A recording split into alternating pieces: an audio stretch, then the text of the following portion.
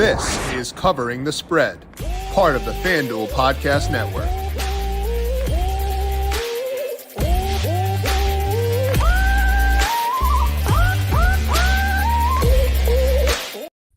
We have got a Super Bowl rematch on tap on Sunday with the Kansas City Chiefs taking on the San Francisco 49ers, and a lot of fun ways to potentially bet that game. Today, we're going to give that game the ISO ball, talk about some props in Chiefs versus Niners, then dig into some yardage props, some touchdown props, the impact of increased scoring across the league as well, by talking to Aidan Cotter of FanDuel Research and picking his brain on his top props for week number 7. Welcome on into Covering the Spread. That's right here on the FanDuel Research and the Covering the Spread podcast feed. My name is JimSannes. I am a managing editor for FanDuel Research, joined here as mentioned by Aidan Cotter. Check him out on X at AidanCotterFD. Find his work at FanDuel Research, where he is a writer for us. Aidan, we are on to week 7. Really fun games on tap this week. How you doing today?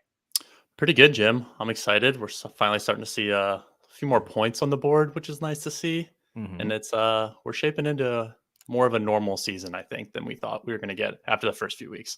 Well, it's funny you say normal, because last time we had you on the show, you had a Joe Flacco jersey hanging up behind you. Joe Flacco Browns jersey specifically, I believe. And then Flacco wound up starting, and it led to a shootout. Today you have Rome Odunze, so he's on bye this week. But what does that say to us about Odunze next week? Are we just looking at alt overs on Odunze? Is it Bears propaganda in general in the prop market? What are we doing? Because I feel like the jersey manifested chaos last time. Yeah, that was pretty crazy. I felt a little guilty that AR got banged up like right after I hung up the Flacco jersey. But Flacco played well, and he looks like he's going to play this week, so can't feel too bad. Odunze, I'm pretty excited for. We got the post-bye rookie bump coming in for him. Yep. And Caleb's been looking pretty good, so I'm pretty bullish on him, especially in week 7. Big game against the Commanders. I don't know how the Commanders keep getting into like these massive, really fun games, but I'm all for it. I love Jaden Daniels, love Caleb Williams. If we can get as many matches between those two guys as possible, I am all in for sure. Today, we're going to talk to Aidan about his top props across week 7, focusing specifically on that Niners versus Chiefs game. Then we'll dive into some yardage props, touchdown picks, and a same game parlay Aidan likes over at FanDuel Sportsbook as well. But first, a reminder to make sure you are subscribed to Covering the Spread wherever you get your podcast. We're here Monday through Friday talking top picks across the NFL and college football. Our week 7 betting preview across the NFL is up. Talk to Megan Payton of FanDuel TV, getting her read across week number 7. Best bets for her, the key games this week. Also broke down college football for this week by talking to Austin Swain. Both those shows up on the Covering the Spread podcast feed. Go search for that. Leave a rating and review if you like what you hear, but also make sure you're subscribed there. But also on the FanDuel Football Betting YouTube page. On that same page, you can find our NFL DFS breakdown for week number 7 via myself and Brandon Gadula, breaking down our top plays across the main slate for FanDuel for this week. If you're watching YouTube right now, leave us a thumbs up. We appreciate all of you as always. Get ready to tackle the NFL action with FanDuel, America's #1 sportsbook, because right now, new customers can bet $5 and get $300 in bonus bets if you win. The FanDuel Sportsbook app gives you everything you need to place live bets on the NFL all in one place. So when you get a hunch in the middle of the game, you can check out the latest stats, view live play-by-play, and so much more on the same page where you place your bets. You'll get started with $300 in bonus bets if you win your first $5 bets. Never waste a hunch and make every moment more with FanDuel, an official sportsbook partner of the NFL. Must be 21 plus and present in select states, or 18 plus and present in DC. First online real money wager only. $5 first deposit required. Bonus issued as non-withdrawable bonus bets, which expires 7 days after receipt. Restrictions apply. See terms at sportsbook.fanduel.com. Gambling problem? Call 1-800-GAMBLER. or visit FanDuel.com/RG in Arizona, Colorado, DC, Iowa, Indiana, Kansas, Kentucky, Louisiana, Michigan, New Jersey, North Carolina, Ohio, Pennsylvania, Illinois, Tennessee, Vermont, Virginia, West Virginia, and Wyoming. Call 1-888-789-7777 or visit ccpg.org/Chad, Connecticut. Visit MD Gambling Health at Oregon, Maryland. Hope is here. Visit gamblinghelplinema.org or call 800-327-5050 for 24/7 support in Massachusetts, or call 1-877-8-HOPE-NY or text HOPE-NY in New York. Now, Aidan, let's begin things here by talking about things more broadly, because you mentioned we've seen scoring up across the past couple of weeks. And Have you noticed anything that makes you think that scoring surge will stick, or are you looking to bet on some regression from a scoring perspective in week 7? Yeah, the last time I was on was week 4, Mm-hmm. and it seems like a lot has changed since then. And Yeah. it's really been like the last 2 weeks specifically that I've been looking at. And I attribute a lot of that to just improved passing games. So over the last 2 weeks, we've seen raw pass rate and pass rate over expectation go up. EPA per play is also up. And we've seen the league average for EPA per play rise every single week this season. But what's interesting is that rushing EPA per play is actually down over the last 2 weeks, but it's pass EPA, which is really going up. And so we're seeing like more efficient passing offenses. And I think that's really reflected in this scoring bump. And like there are a lot of different theories or like reasons why we can explain that passing has been more efficient in the last few games. My personal theory is like teams don't play as much preseason anymore, and Yeah. they're not getting those reps that you need to get through and kind of, I don't know, get into game shape. And so I think that's something that's going to be pretty sticky going forward. And it's something that we can actually count on and start to back more scoring going forward. So as a result, do you feel more okay targeting overs in these specific situations? Because like we always want to be skeptical. We always want to like, view things through a, I don't know, somewhat jaded lens as far as betting player props. But do you feel more comfortable betting overs as a result of what we see in the past couple of weeks? Yeah, I think so. And I think we still kind of have room to grow, which is why I'm more comfortable with taking some overs. We still only seen it's 58% of offensive touchdowns this year have come through the air, which it's gone up pretty dramatically in the last few weeks, but that's still like the lowest rate since 2007. So I think we still have some room to grow. So I'm definitely more comfortable attacking those overs as we see offenses get more comfortable and more familiar with each other. Yeah.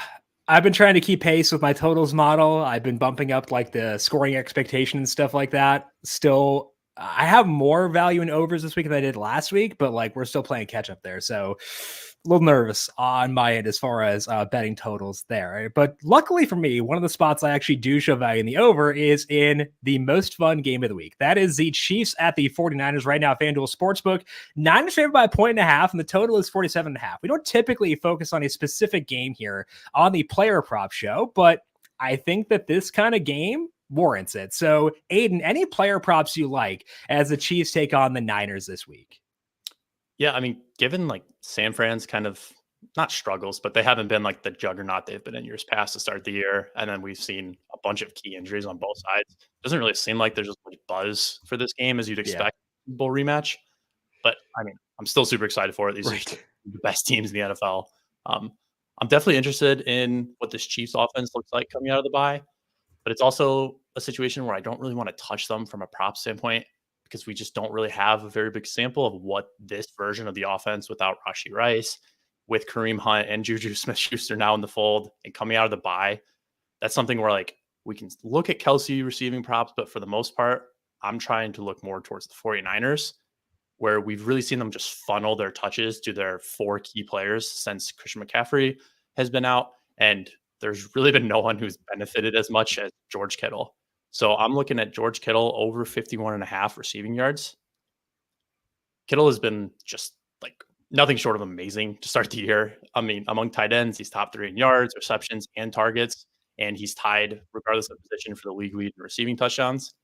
And he's been pretty consistent too. He has at least 4 catches and 40 yards in every game. And he's gotten at least 58 yards in 3 of the last 4 games.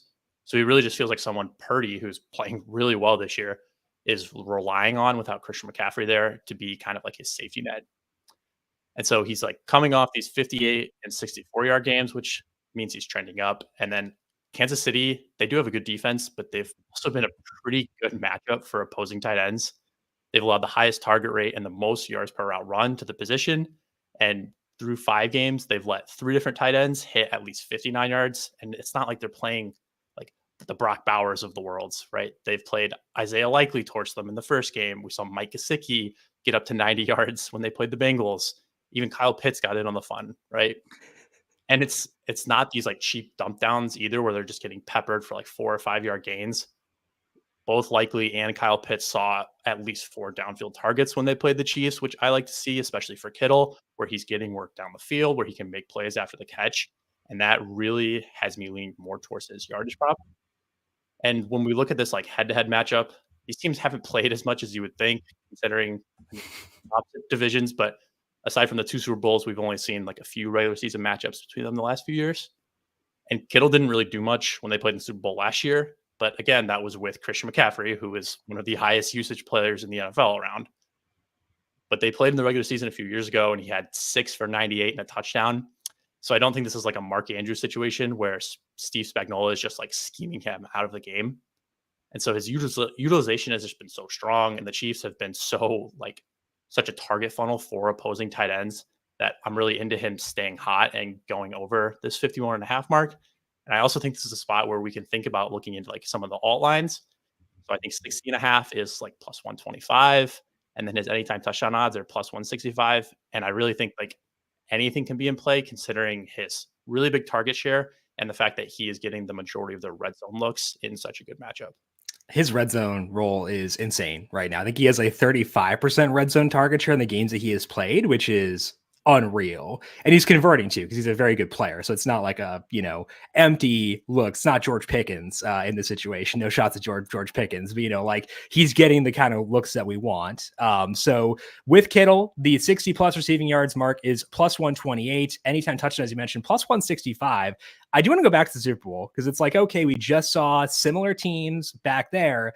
I think the important context is he had a pretty gnarly foot injury leading into that game. Because I was on Kittle in the weeks leading in. Then you see the practice reports like, a little, because I thought he could like win MVP that year. I was looking at that. But then the foot injury became a bigger concern. You kind of saw that during the game too. So I agree with you where I don't want to like overweight that one game, especially given that the Chiefs pass defense has got a little bit worse than the L'Jarius Sneed. So I think that in general, buying into Kittle is very, very fun. And I agree with you where because tight ends get downfield work against the Chiefs, because Kittle can get some yak as well, and Purdy's chucking it. Dude is launching it downfield right now too. I think that all that does set up for Kittle being an interesting guy in these alt markets and these higher upside markets in general.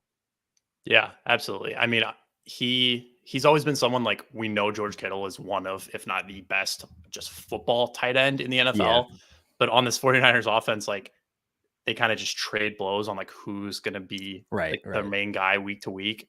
But we've seen like time and time again over the years when they have one of their main skill position players out, George Kittle is really like their safety blanket as long as he's healthy, like you said. Yeah.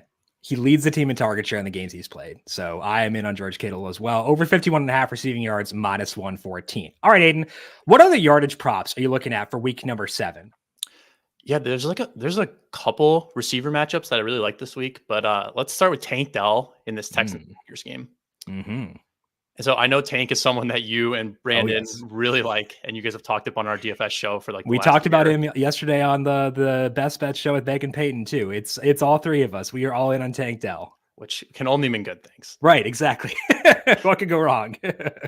He was like, I think one of everyone's favorite rookies last year, and then we saw his season get cut short due to like a super fluky injury on the goal line. And then I think even with that, expectations were pretty high for him entering 2024. And we saw how that started, right? He was a little banged up to start the year. He got shot in the offseason. So like there's just a lot going on in addition to him recovering from last year's injury. And then we saw Nico Collins really break out down the stretch last year, and that carried over into this season. And so to start the year, Tank's target volume just wasn't where it was at last year. And at least from like a viewership perspective, he just didn't look like the same player in the first week or two. But last week, in their first full game without Nico Collins, who's now on IR, Tank led the Texans in targets and receptions, and he had a pretty low ADOT, so a low average depth of target. So he only had 57 yards, but he did see 4 downfield targets. So I don't know how sticky that is when he's getting the work downfield. We just didn't see him convert against the Patriots in a game where the Texans were in control pretty much the entire game. So last week was easily his heaviest involvement of the year. And that's something I'm expecting to continue as long as Nico is on IR, where they're really funneling these targets to Stephon Diggs, Tank Dell, and Dalton Schultz, who all saw 20+% target shares last week. And so I think that can happen again this week against a Packers secondary that's good, but that's not like elite and not a team that we really need to like fade, especially when CJ Stroud is the quarterback. Green Bay enters week 7. They're 12th in schedule adjusted pass defense, and they're above average in target rate and yards per route run allowed to wide receivers. And when we look at this line, like 62.5 isn't especially high for Tank to hit. Now, he hasn't done it yet this season, but he reached 62 and 57 yards in 2 of his last 3 games. So he's right around there. And so getting up to 63 yards isn't too high of a bar for him to hit. And we did see him go past this in 4 of the 8 games where he played at least 50% of the snaps as a rookie last year. And I think what I really like about this is our projections at FanDuel Research. We have CJ Stroud projected for the most passing yards this week at a little bit over 275. And I think the next closest player is like 269 is Baker. And so based on how the target tree shook out last week with Nico sidelined, I think Tank is really the one who stands to benefit from that from a yardage perspective. And we also have him projected for 75 yards. So I think this is really a nice spot for him to attack. I think really the only thing I would be a little concerned about is like the potential of wind at Lambeau, but it's supposed to be 78 and sunny on Sunday. So I'm not too concerned about weather being a factor here, especially with how creative they can get with generating touches for Tank Dell, and especially considering he's still getting the downfield work and he's still getting peppered with targets without Nico Collins around. That baseline prop for Tank Dell, 62.5 over is -114. I do want to check just quickly to see if there's a rushing plus receiving prop. There's not. You will occasionally see a receiver get dumped in the rushing plus receiving. I would also consider that for Tank Dell because he didn't have any rushing attempts last week, but they do like to get in the ball that way, and he can make some stuff happen. So I would keep your eyes open for a Tank Dell rushing plus receiving as well to potentially consider that. But 9 targets last week, despite a super positive game script. They are +134 on the money line this week, so probably not going to see the same setup as they saw there, and did get good work in that one as well. Also, Joe Mixon, 84.5 rushing plus receiving. I was also looking at that. I am noting that for myself for future reference. We're on Tank Dell, 62.5 over as -114. All right, what touchdown props stand out to you this week, Aidan? Yeah, this feels so dirty. And if this was last year or the year before, it would feel even grosser. But I really like Deontay Johnson for the Panthers this week. He's +160, I believe, when I wrote this down. He was +160 for an anytime touchdown. And I know he had that ridiculous streak with the Steelers where he just was getting all these targets and not scoring. But that hasn't really been an issue in Carolina. So since Andy Dalton took over at quarterback in week 3, Deontay Johnson has averaged 2 red zone targets per game, which is 5th most in the NFL over that stretch. His 30% overall target share is top 10, and his 5.3 deep targets per game is 4th. So we're seeing him get the kind of looks we want that can generate big plays and that can generate scores and get him into the end zone. And when you look at this matchup, I mean, Washington is a team that I just always want to attack, especially from a touchdowns perspective, opposing wide receivers. They're 29th in schedule adjusted pass defense, and the majority of that damage has come from the receiver position. Against wide receivers, the Commanders are bottom 10 in target rate allowed. They're bottom 10 yards per route run and catch rate allowed. And they've given up 10 receiver touchdowns through 6 games, and that's tied for most in the NFL. And this game environment, too, is also one that I really am looking for when you're betting anytime touchdown scores. Not only does it have the week's highest over-under at 51.5, but when we're looking at Deontay specifically, the Panthers are 8.5, I believe it is, up to this morning, point underdogs. And so we're going to see Carolina likely trail in this game and have to attack the Commanders through the air to try to catch up with Jaden Daniels and their offense, who should not have much difficulty scoring on Carolina's defense.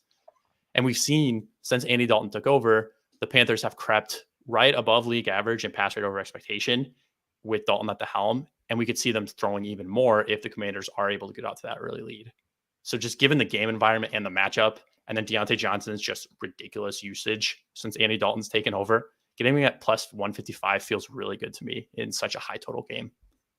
Yeah, +155 right now for Deontay Johnson as the Panthers take on the Commanders. Johnson did miss practice Wednesday and Thursday. He's been kind of managing an ankle injury. It sounds like it's been something he's been playing through a lot, so I'd still expect him to be able to play here, but keep tabs on that one for sure. Luckily, if he's inactive, the bet voids anyway, so wouldn't matter there. But +155 right now for Deontay Johnson. I do have this total in the 50s myself, so I mentioned I've had a hard time keeping pace with totals. This one is not one where that's an issue. Not quite, taking an over by any means, but I do think that the number having a 5 in front of it is fully justified because of how fun this game could be. Also, you mentioned the Commanders defense. No Jonathan Allen now. So they've somewhat outperformed expectations. I don't think they will continue to do so without Allen. That's a very big loss for them. So Aidan is liking Deontay Johnson plus 155 for an anytime touchdown. All right, Aidan, I'm going to give you one same game parlay to place across the entirety of week number 7. Where are you going with that SGP? Yeah, so I got to go. This is probably my favorite game of the week. It's Seahawks at Falcons. Okay. So we're going to start this out with taking the over 50.5. Okay. So this is the fastest projected game of the week by Brandon Goodwill's adjusted pace numbers. And both offenses we know have plenty of juice to push this game over. The Falcons are top 10 in adjusted offense, and the Seahawks are a little bit further down that list, but they lead the league in pass rate over expectation and raw pass rate. And we've seen them score at least 23 points in 5 of their 6 games this season. So even if they're not the most efficient offense, the volume that they've been able to put up has really led to some high scoring games for the Seahawks. And we know that they are 4th in adjusted pace as well themselves. And both of these defenses are like right around league average in adjusted defense. So in an indoor game where we have most of or all of the major skill position players healthy and both of the quarterbacks have kind of been putting up big numbers in the last few games, I do like both offenses to be able to put up points in what should be also a back and forth game with a tighter spread. So then I'll move to Geno Smith over 1.5 passing touchdowns, which isn't going to help our odds too much because it does correlate with the over pretty well.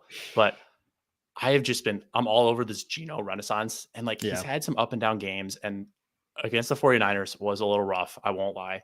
But it's the 49ers. And as a whole, I'm pretty bullish on the Seahawks offense with Ryan Grubb as their offensive coordinator.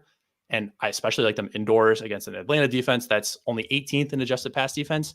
And they've generated pressure at the lowest rate in the NFL by a pretty significant margin. And that's especially significant for Geno because he's been one of the best quarterbacks in the NFL when he's not facing pressure.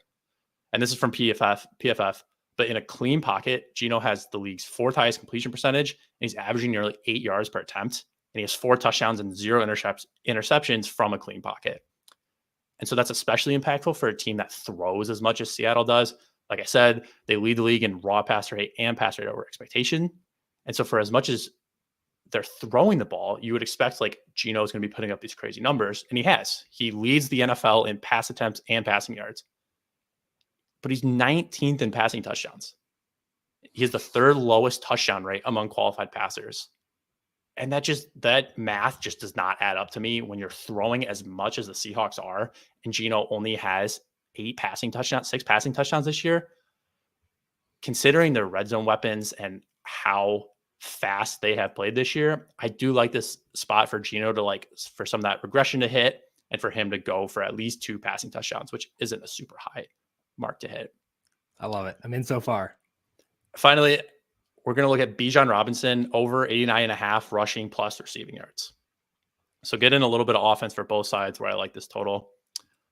So I like this line for Bijan specifically because we know he's so dynamic as a rusher and as a pass catcher. So we have multiple avenues for this to go over. And it feels like a very game script proof way to attack Bijan Robinson's props. So if Atlanta gets ahead early, we could see them pound the rock with Bijan and Tyler Algier like they did against Carolina, against Seattle's pretty league average run defense. But if the Seahawks are able to get ahead and their offense is playing well, we could see Bijan still involved in the passing game where his target share is still right around 15% on the year. And we've seen the Seahawks, they've given up a slightly below average target rate to opposing running backs, but it's not at a mark that's super concerning. And again, we're still only 6 games in. We're dealing with smaller samples where maybe they haven't played the best receiving backs in the NFL. And their first 3 games, I think, were against the Patriots, the Broncos, and another pretty poor team. And so the last 3 weeks, we've really seen their defense show a lot more holes and give up a lot more points.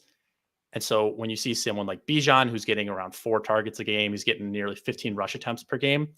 That kind of volume against a Seattle defense that's been good, but has shown some cracks in the last few weeks is where I think he can really have success in a game that I'm expecting to be back and forth and high scoring. And the bummer for the Seahawks is they're getting a lot of their front seven guys back, like Byron Murphy's back this week, but there's no Tariq Woolen, or likely no Reek Woolen, because he didn't practice either Wednesday or Thursday, didn't play Thursday night last week either. So they get a couple of guys back, but they lose out on some guys in the secondary, which is good for the over and good for Bijan as a pass catcher as well. So Aidan's 3-leg same game parlay, over 50.5 in the Seahawks Falcons, Geno Smith over 1.5 passing touchdowns, and Bijan Robinson over 89.5 rushing plus receiving yards in this one. That is all that we have here for today and this week on Covering the Spread. As mentioned, our NFL Week 7 Best Bet show with Megan Payton is posted. Talk college football Week 8, or NFL Week 7, college football Week 8 with Megan Payton talking NFL, Austin talking college football for week number 8. Both those shows up here on the Covering the Spread podcast feed and the FanDuel Football Betting YouTube page, along with our DFS preview as well. Aidan, want to thank you for swinging by, breaking down your thoughts on Week 7. Appreciate it as always. Good luck to you, and we'll talk to you again soon. Yeah, thanks for having me on again, Jim. Appreciate it. You can find Aidan on X at AidanCotterFD. I am on X at JimSannes. You can find FanDuel Research on X at FanDuel Research. Want to give a big thank you to our YouTube producer, Justin Lane, for his work on the video side of things. Thank you, Justin, as always. And thank you to all of you for tuning in. Good luck to you with your Week 7 and Week 8 bets. We'll talk to you once again Monday to break down a Monday Night Football doubleheader. This has been Covering the Spread, a FanDuel Research podcast.